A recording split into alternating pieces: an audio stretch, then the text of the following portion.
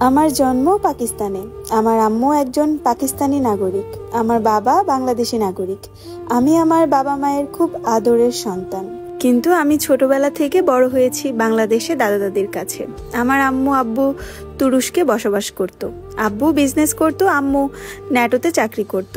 2021 সালে তুর্কিতে বাবা মায়ের সাথে বেড়াতে গিয়েছিলাম এবং করোনায় আটকা ছিলাম 2 বছর। 21 সালে তুরস্ক আমার বড় ফুপু এবং ফুপাতো ভাই বেড়াতে আসে এবং আমাকে দেখে বিয়ের প্রস্তাব দেয়। তারপর তুরস্কে আব্বু আম্মুর বন্ধু বান্ধব, তুরস্কে থাকা আমাদের আত্মীয় স্বজন সহ প্রায় 400 লোকের উপস্থিতিতে আমাদের বিয়ে হয়। বিয়ের পর আমরা 1 মাস ছিলাম তুরস্ক। তারপর আমরা মালদ্বীপ এবং শ্রীলঙ্কায় হানিমুনে যাই এবং আমরা বাংলাদেশে চলে আসি। আমার স্বামী দেশে ছিল 4.5 মাসের মতো।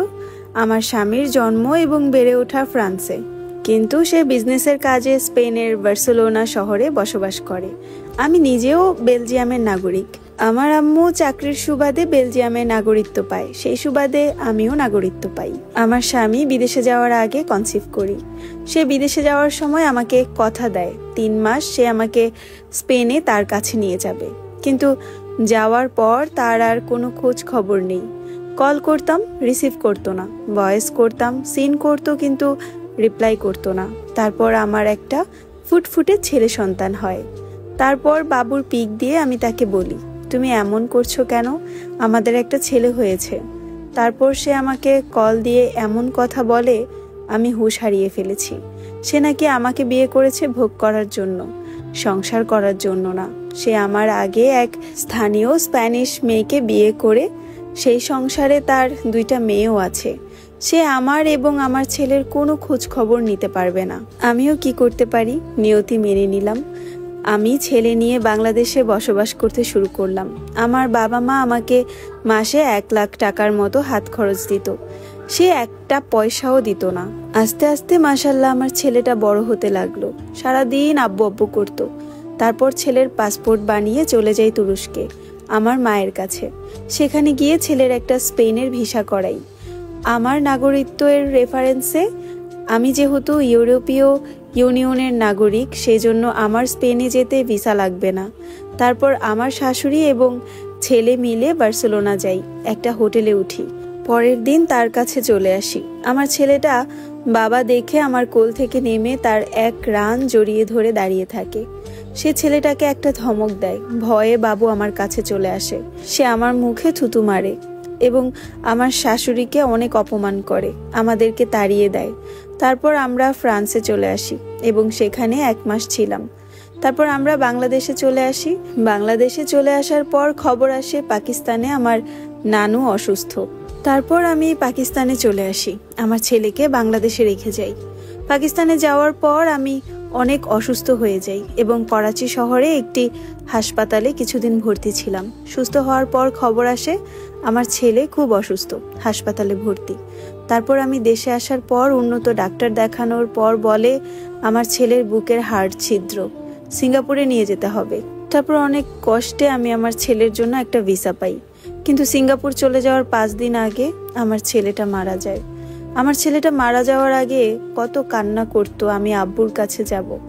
ছেলে মারা যাওয়ার পর তার জন্য লাশ 3 দিন অপেক্ষা করাই, কিন্তু সে আসে নাই। ছেলেকে মাটি দেওয়ার 3 দিন পর সে আমাকে ডিভোর্স লেটার পাঠায়। শুনেছি তালাকের পর বাপের বাড়ির ভাতের অনেক দাম, সেজন্য খুব ভয় লাগে। পরিবার অনেক চাপ দিচ্ছে ডিভোর্স লেটারে সাইন করার জন্য। আমি কিছুদিন পর পর অসুস্থ হয়ে যাই, কিছুদিন পর পর হাসপাতালে ভর্তি হওয়া লাগে।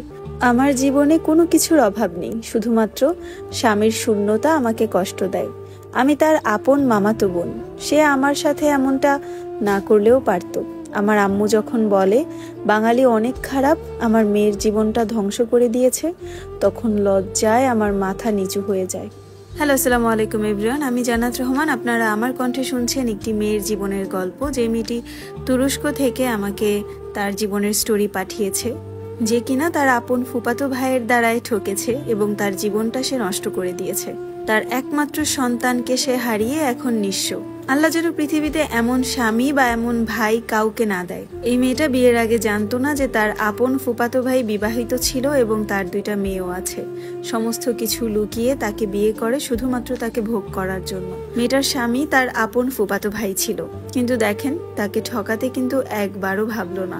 কিছু কিছু নামমাত্র বাঙালি মানুষের জন্য আমাদের পুরো বাঙাল জাতটাকে লজ্জিত হতে হয়। এই যে এই মেয়েটার মা একটা অন্য জাত বা অন্য একটা দেশের মানুষ, সে কিন্তু বলতে বাধ্য হয়েছে যে বাঙালি জাত খুব খারাপ। এটা আমাদের জন্য কতটা লজ্জার। যাই হোক, আজকে আপনাদের জন্য একটা ভিন্ন জীবনের ভিন্ন স্টোরি নিয়ে আসলাম, একটা ভিন্ন দেশের। আপনাদের কাছে যদি স্টোরিটা ভালো লাগে অবশ্যই শেয়ার করে দিবেন এবং এরকম বাস্তব জীবনের স্টোরি পেতে আমার পেজটি ফলো দিয়ে পাশে থাকবেন। আর স্টোরিটি আপনাদের কাছে কেমন লেগেছে অবশ্যই কমেন্ট করে জানাবেন। সবাই ভালো থাকবেন, সুস্থ থাকবেন। আল্লাহ হাফেজ।